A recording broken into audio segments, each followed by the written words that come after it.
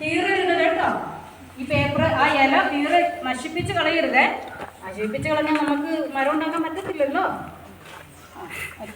മരം ഇല പിടിച്ചോ.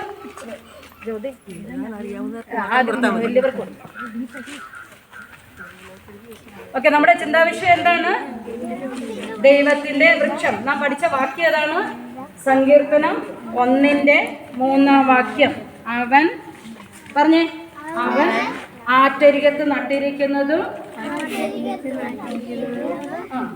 ബാക്കി പറ, തക്കകാലത്ത് ഫലം കായ്ക്കുന്നതും ഇല വാടാത്തതുമായ വൃക്ഷം പോലെ ഇരിക്കും. നിങ്ങളുടെ കൈകളിൽ കിട്ടിയിരിക്കുന്ന ഇല ഒന്ന് ഉയർത്തി പിടിക്കണേ. എന്നിട്ട് ഈ ഇല പിടിച്ചുകൊണ്ട് നമ്മൾ പള്ളിക്കകത്തേക്ക് കയറും.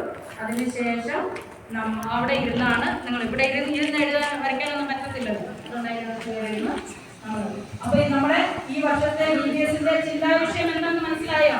എല്ലാവരുടെയും കയ്യിലുള്ള ഇലയൊന്ന് ഉയർത്തി പിടിച്ചേ. എന്ത് രസം കാണാൻ അല്ലേ? എല്ലാവരും ഇതുപോലെ നല്ല പച്ചപ്പായിട്ട് വാടാത്ത തക്കകാലത്ത് ഫലം കായ്ക്കുന്ന ആറ്റരികത്ത് നട്ടിരിക്കുന്ന ഒരു വൃക്ഷം പോലെ ജീവിതാവസാനം വരെ നിലനിൽക്കുവാൻ ദൈവം നമ്മളെ സഹായിക്കട്ടെ എന്ന് ഞാൻ പ്രാർത്ഥിക്കുന്നു, ആശംസിക്കുന്നു. അപ്പോൾ ഈ വർഷത്തെ നമ്മുടെ BBSന്റെ ചിന്താവിഷയം ഇവിടെ പ്രഖ്യാപിക്കുകയാണ്. നമുക്ക് എല്ലാവർക്കും കൂടെ ചേർന്നൊന്ന് ഉറക്കെ പറയാം. ദൈവത്തിന്റെ വൃക്ഷം.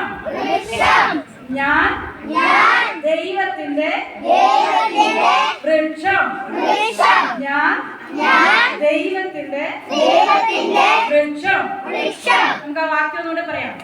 അവൻ ആറ്റരികത്ത് നട്ടിരിക്കുന്നതും തക്കകാലത്ത് ഫലം കായ്ക്കുന്നതും ഇല വാടാത്തതുമായ വൃക്ഷം പോലെ ഇരിക്കും.